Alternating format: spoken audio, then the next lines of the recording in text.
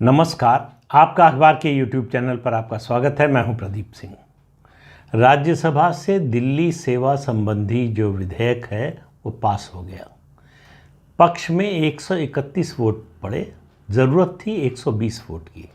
131 vote 131 पक्ष में पड़े, 102 खिलाफ पड़े। तो विपक्ष के गठबंधन INDIA का पहला जो टेस्ट था, जो पहली परीक्षा थी, उसमें वो फेल हो गए। अरविंद केजरीवाल महीनों से ये मुहिम चला रहे थे, समर्थन की धमकी दे रहे थे, कांग्रेस को एक तरह से ब्लैकमेल करके समर्थन लिया।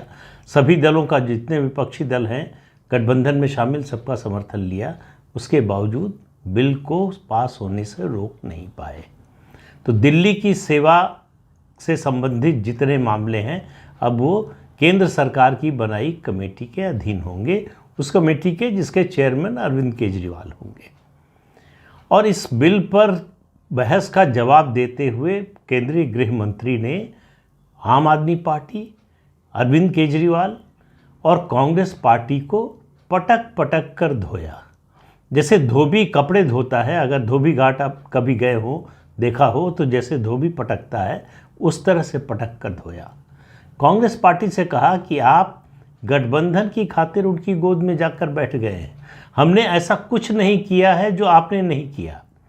जो 93 में आपने कानून बनाया था वही कानून लागू है। हमने उसमें कोई परिवर्तन नहीं किया है, कॉमा फुल स्टॉप भी नहीं बदला है। तो वो जब आपने किया था तो सही था, हम कर रहे हैं तो गलत कैसे हो गया? किस आधार पर आप विरोध कर रहे हैं?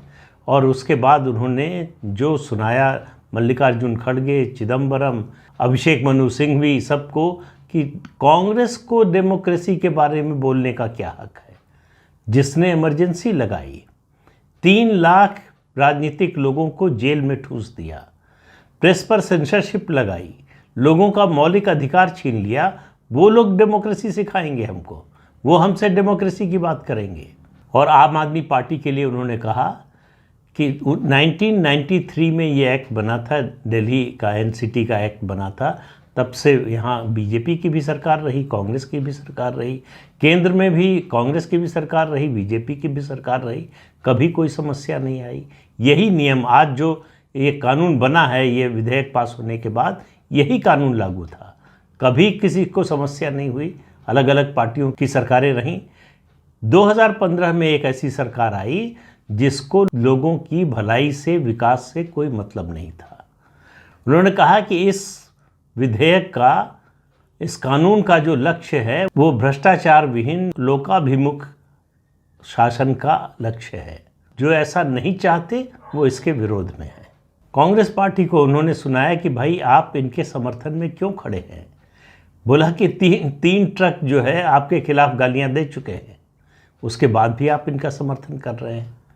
तो जो लोग इनका समर्थन कर रहे हैं उनको उन्होंने चेतावनी दी, खासतौर से कांग्रेस को, कि ये बिल पास होने दीजिए, अरविंद केजरीवाल आपका गठबंधन छोड़कर चले जाएंगे। तो अरविंद केजरीवाल को सत्ता चाहिए, सत्ता चाहिए भ्रष्टाचार के लिए। उनको दिल्ली सेवाओं पर अधिकार चाहिए, अफसरों की ट्रांसफ़र पोस्टिंग के लिए नहीं। उनको अधिकार चाहिए विजिलेंस डिपार्टमेंट का। उनके भ्रष्टाचार के जो मामले हैं वो खुलने न पाए। उन्होंने कहा कि सुप्रीम कोर्ट का जजमेंट आया, उसके बाद वो फैसला पूरी तरह से लागू नहीं हुआ था।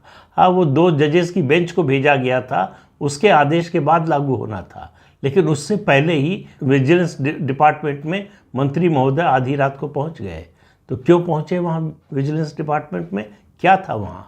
तो उनका, इनके शीश महल की फाइल थी जिसकी जाँच हो रही है, शराब घोटाले की फाइल थी, इनके जो विज्ञापन का घोटाला है उसकी फाइल थी। एक एक करके उन्होंने बताया कि इन घोटालों से बचने के लिए, उसके सबूत नष्ट करने के लिए इनको विजिलेंस डिपार्टमेंट चाहिए।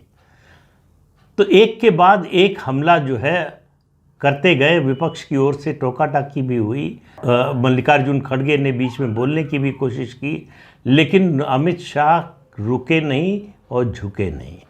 जिस तरह से उन्होंने जवाब दिया आज विपक्ष को, उन्होंने कहा कि ये जो हम विधेयक लेकर आए हैं इसका अधिकार हमें संविधान देता है, और जिस सुप्रीम कोर्ट के फैसले की आप दुहाई दे रहे हैं उसी सुप्रीम कोर्ट के फैसले में ये कहा गया है कि केंद्र सरकार को दिल्ली के किसी भी विषय के बारे में कानून बनाने का अधिकार है। केंद्र सरकार यानी संसद को। संसद जो है दिल्ली के बारे में कोई भी कानून बना सकता है, और अगर राज्य सरकार कोई कानून बनाती है तो केंद्र सरकार का कानून उस पर प्रिवेल करेगा, यानी केंद्र सरकार का कानून माना जाएगा।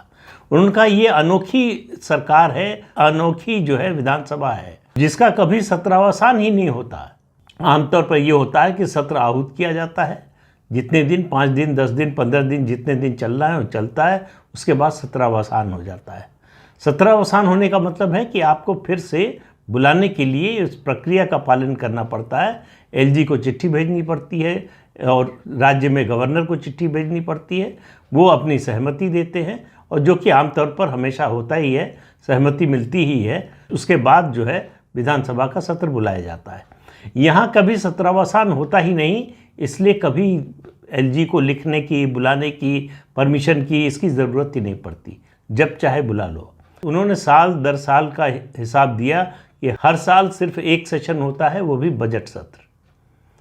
कैबिनेट की साल में सिर्फ 6 बैठकें हुई, जिनमें से 3 बैठकें बजट से संबंधित थी, 2 किसी और के मामले में थी। तो इस तरह से ये सरकार चल रही है। इस सरकार का लक्ष्य लोगों का हित करना, दिल्ली के लोगों का भला चाहना नहीं है। उसमें विपक्ष भागीदार क्यों बन रहा है? आज जिस तरह से गृह मंत्री का हमला था पूरे विपक्ष पर, ख़ास तौर से जो लोग इस बिल का विरोध कर रहे थे उन पर, उसको देखते हुए आप देखिए लोकसभा चुनाव की टेम्पलेट बन रही है। सोमवार को राज्यसभा से ये बिल पास हो गया, जिसको लेकर तमाम तरह के लोग तमाम आशंकाएं जता रहे थे। ऐसा कुछ नहीं हुआ, बिल बड़े आराम से पास हुआ, और उन्होंने बड़े आक्रामक तरीके से विपक्ष को चुनौती दी कि मणिपुर पर चर्चा कीजिए। हम नहीं भाग रहे हैं, आप मणिपुर पर चर्चा से भाग रहे हैं, जवाब आपको देना पड़ेगा, आपको मालूम है इसलिए नहीं दे सकते। उन्होंने कहा कि मैंने सत्र शुरू होने से एक दिन पहले ही सभापति महोदय को लिखा था पत्र कि हम चर्चा के लिए मणिपुर पर तैयार हैं, जितने घंटे चाहें उतने घंटे चर्चा के लिए तैयार हैं, मैं जवाब दूंगा। लेकिन विपक्ष भाग रहा है। उन्होंने कहा कि 11 तारीख को चर्चा कर लीजिए। जयराम रमेश बीच में खड़े हुए, उन्होंने कहा कि जो है अभी से कर लीजिए या मंगलवार से कर लीजिए। तो उन्होंने कहा कि आप ही की पार्टी ने अविश्वास प्रस्ताव मूव किया है, मैं लोकसभा का सदस्य हूँ, अविश्वास प्रस्ताव पर चर्चा होगी तो मुझे वहाँ बैठना पड़ेगा, तो कैसे मंगलवार को चर्चा हो सकती है? 11 तारीख बची हुई है, 11 को चर्चा कर लीजिए। अभी यही घोषणा कीजिए कि आप 11 तारीख को मणिपुर पर चर्चा के लिए तैयार हैं। उन्होंने कहा कि शोर मचा रहे हैं आप, लगातार जिस दिन से सत्र शुरू हुआ है कह रहे हैं रूल 267 के तहत चर्चा करना चाहते हैं। क्यों रूल 267 के तहत चर्चा करना चाहते हैं? क्योंकि उसमें वोटिंग का प्रावधान है। लोकसभा में अविश्वास प्रस्ताव का प्रोविज़न है, लेकिन राज्यसभा में इस तरह का कोई प्रोविज़न नहीं है। राज्यसभा में बिल गिर जाए या सरकार किसी मुद्दे पर हार जाए तो सरकार उससे गिरती नहीं है। उन्होंने कहा कि आप सिर्फ इसलिए 267 की बात कर रहे हैं कि आप शक्ति परीक्षण करना चाहते हैं, तो कर लीजिए, इसी बिल पर कर लीजिए, मालूम हो जाएगा कि आपकी ताकत क्या है, हमारी ताकत क्या है। बोले इसी बिल पर वोटिंग होगी, उसी में मालूम हो जाएगा। फिर ये 267 का इतना उसकी जिद इतनी क्यों है?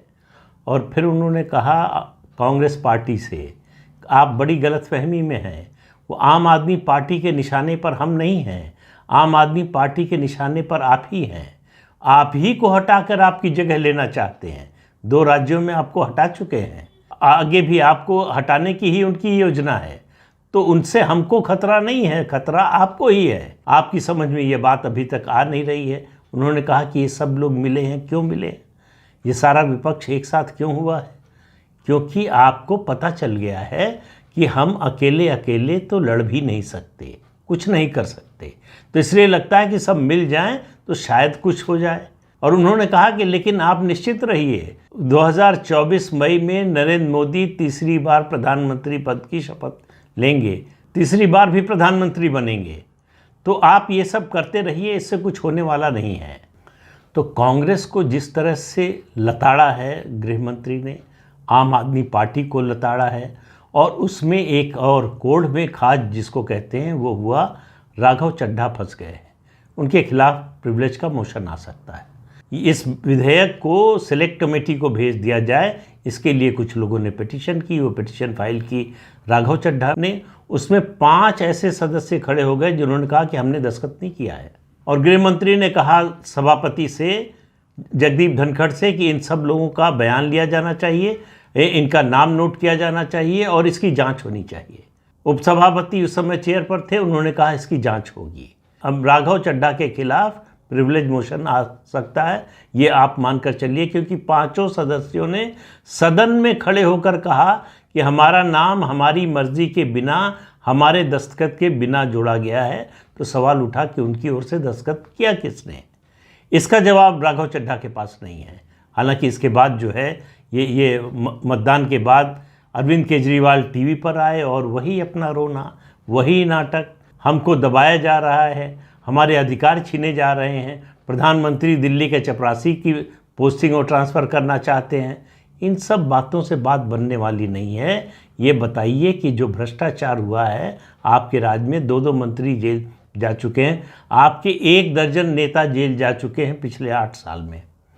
2 मंत्री में से एक अभी जमानत पर स्वास्थ्य के कारण से बाहर आए हैं, एक आपका डिप्टी सीएम जो था वो जेल में अभी भी है। उसका जवाब कोई नहीं है।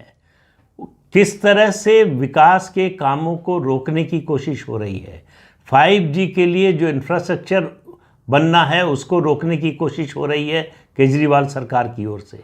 इस सब का जिक्र किया गृह मंत्री ने। उन्होंने कहा कि इनको जो है सत्ता नहीं चाहिए, इनको अपने भ्रष्टाचार को बचाना है। उनकी इसी फायरिंग की रेंज में बीआरएस के नेता भी आ गए। उन्होंने कहा कि आप कह रहे थे अपने भाषण में कि न हम इस तरफ हैं न उस तरफ हैं, आप दरअसल उसी तरफ हैं, क्योंकि अरविंद केजरीवाल की सरकार का जो शराब घोटाला है उसमें बीआरएस की भी हिस्सेदारी है। तो इसलिए ये मत कहिए कि आप न इधर हैं न उधर हैं। तो कुल मिलाकर बहस बड़ी जीवंत हुई, और गृह मंत्री का जो जवाब था उसकी गूंज आने वाले समय में भी विपक्ष को सुनाई देती रहेगी। जिस तरह से उन्होंने आक्रामक रूप से चैलेंज किया मणिपुर पर, यह पहली बार हुआ कि सरकार की ओर से इस तरह की चुनौती दी गई और विपक्ष के पास कोई जवाब नहीं था। मणिपुर पर दरअसल उनका कहना था कि आप चर्चा से भाग रहे हैं, जब चर्चा होगी तो आपकी भी जो करतूत है वो भी सामने आएगी। गृह मंत्री की इस चुनौती के बावजूद विपक्ष के नेता मल्लिकार्जुन खड़गे की इतनी हिम्मत नहीं हुई कि वो कहें कि हाँ, हम 11 तारीख को मणिपुर पर चर्चा के लिए तैयार हैं। तो इससे अंदाज़ा लगाइए कि मणिपुर पर चर्चा विपक्ष नहीं चाहता था कि ये मुद्दा जो है जब तक संसद का सत्र चल रहा है तब तक बना रहे, और मुद्दा तभी बना रहेगा जब आप उस पर चर्चा नहीं होने देंगे और सदन की कार्रवाई उसके नाम पर रोकते रहेंगे। वही विपक्ष ने किया। इतने महत्वपूर्ण बिल आए, किसी पर चर्चा नहीं की, लेकिन अरविंद केजरीवाल की पार्टी के आगे कांग्रेस पार्टी नतमस्तक हो गई। क्यों हुई, उसके पीछे क्या कारण है, इसको मैं पहले बता चुका हूं, इसलिए दोहराऊंगा नहीं। लेकिन कुल मिलाकर कांग्रेस बड़ी हताश और निराश नजर आई। उसके पास गृह मंत्री के आक्रमण का कोई जवाब नहीं था, और अभी तो लोकसभा में अविश्वास प्रस्ताव आना है, उस पर बहस होनी है, उसमें और दोनों तरफ से जो है तीरंदाजी होगी, और उसका जवाब तो प्रधानमंत्री को देना है। और प्रधानमंत्री का जवाब किस तरह का होता है ये बताने की ज़रूरत नहीं है। अब जो है एक्टिविटी शिफ्ट हो जाएगी लोकसभा में। 3 दिन बहस चलेगी, 8, 9, 10 तारीख को प्रधानमंत्री जवाब देंगे बहस का, और उसके बाद 1 दिन का और सत्र बचेगा और सत्र अवसान हो जाएगा। तो इस अंक में इतना ही। अगले अंक में फिर मिलेंगे किसी नए मुद्दे के साथ। तब तक के लिए अनुमति दीजिए। आपसे अनुरोध है कि ये चैनल देखिए, शेयर कीजिए, लाइक कीजिए और सब्सक्राइब ज़रूर कीजिए। नमस्कार।